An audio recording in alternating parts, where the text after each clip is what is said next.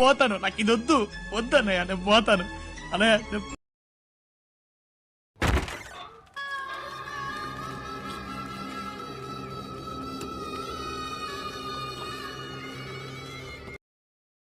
Hello all, welcome to our channel cinema symphony. Tamil director Shankar, global star Ram Charan కాంబినేషన్లో వచ్చిన game changer movie ఇప్పుడే చూసి రావడం జరిగింది.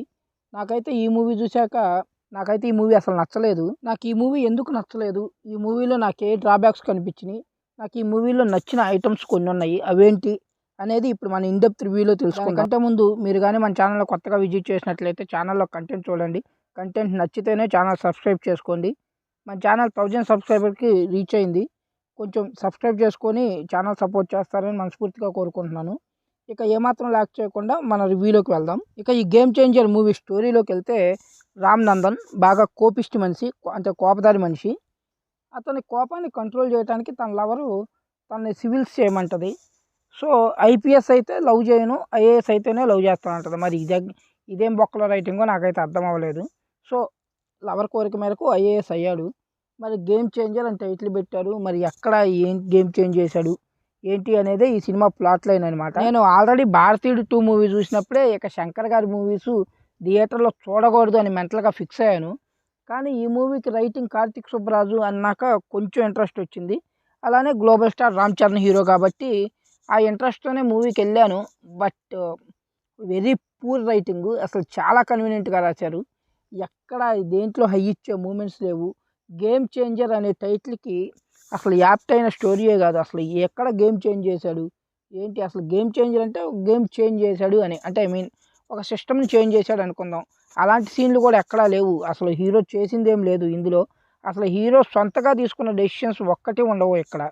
అంత బొక్కలో రైటింగ్ అనమాట, అంత వరస్ట్ రైటింగ్ ఉంది ఈ మూవీ నిండా. ఇక నాకు ఈ మూవీ చూస్తున్నంతసేపు ఒకప్పుడు శంకర్ గారు ఎక్కడ, అతని సినిమాలు ఎక్కడ, ఈ సినిమాలు ఏంటి, అసలు ఈ రైటింగ్ చూస్తుంటే అసలు ఇక శంకర్ గారు అసలు అనవసరం ఇక మూవీస్ తీయడం అనిపించింది.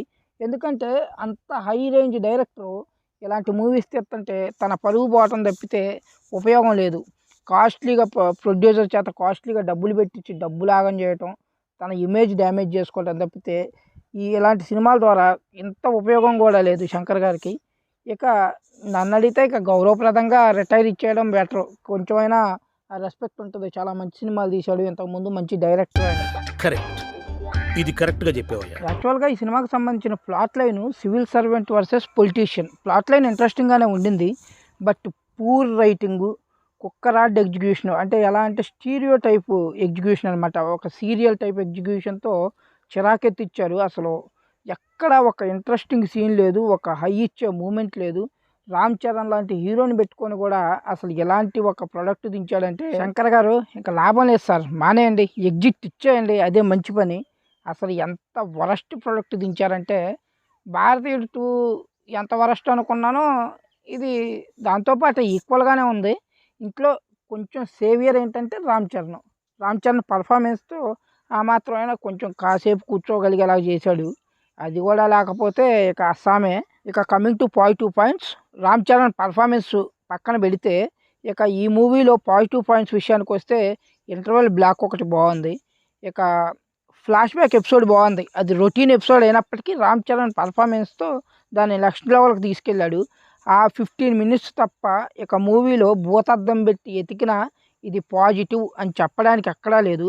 ఆ సాంగ్స్ కూడా ఏంటో రిచ్గా తీశారనుకున్నారు కానీ ఎక్కడ ఒక్కటి కూడా వర్కౌట్ అయిన ఫీలింగ్ అయితే లేదు. డోప్ సాంగ్లో మాత్రం డ్యాన్స్ పర్ఫార్మెన్సెస్ బాగున్నాయి. ఇక ఒకటి మర్చిపోయాను మెయిన్గా చెప్పాల్సింది, ఎస్జే సూర్య. ఆ మనిషి ఏంటండి అసలు ఏ క్యారెక్టర్ ఇచ్చినా చెలరేగిపోతున్నాడు. ఈ మూవీలో కూడా ఎస్జే సూర్య తన పర్ఫార్మెన్స్తో ప్యాక్ ఆడాడు. Ram Charan, SJ Surya face of సీన్లో కొన్ని సీన్స్ అయితే, అంటే ఎస్జే సూర్యకి కరెక్ట్గా సీన్స్ పడలేదు, పడినట్లు ఉన్నంతలో కొన్ని సీన్స్ రామ్ చరణ్ కూడా డామినేట్ చేసే పర్ఫార్మెన్స్ ఇచ్చాడు. ఆ రేంజ్ పర్ఫార్మెన్స్ ఖచ్చితంగా ఈ మూవీకి ఇంకొక యాడెడ్ అడ్వాంటేజ్ అని చెప్తాను నేను ఎస్జే సూర్య. ఇక కమింగ్ టు నెగిటివ్ పాయింట్స్ గురించి వివరించి చెప్పాలి అంటే ఈ వీడియో సరిపోదండి, అంత ఉంది దీంట్లో నెగిటివ్ పాయింట్స్ అయితే. వాటి గురించి నేను ఒక సపరేట్గా ఒక వీడియో చేస్తాను, నాకు నచ్చని విషయాలు అని చెప్పి.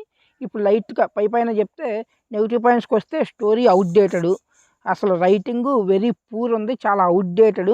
ఇక ఎగ్జిక్యూషను టేకింగు చెప్పే పనే లేదు, ఎక్కడో మన సీరియల్ టైప్ ఎగ్జిక్యూషన్ అనమాట. ఇంకా శంకర్ గారు ఆ ఒకే ఒక్కడ మూవీ కాడే ఆగిపోయాడు అనమాట. ఆయన కొంచెం అప్డేట్ అయితే బెటరు, లేకపోతే రిటైర్డ్ ఇచ్చేయడం ఇంకా బెటరు. ఇక ఫైనల్గా ఈ మూవీ గురించి ఒక్క మాటలో చెప్పాలంటే ఇది గేమ్ చేంజర్ కాదు, శంకర్ గారి గేమ్ ఓవర్. శంకర్ గారు ఎలాంటి సినిమాలే తీస్తాను అంటే మాత్రం ఇక చాలా కష్టం. అసలు చూడడానికి కూడా ఆడియన్స్ కూడా ఉంటారు ఇక శంకర్ గారికి కూడా. ఇక అంతకంటే చెప్పడానికి ఏం లేదు ఈ మూవీలో.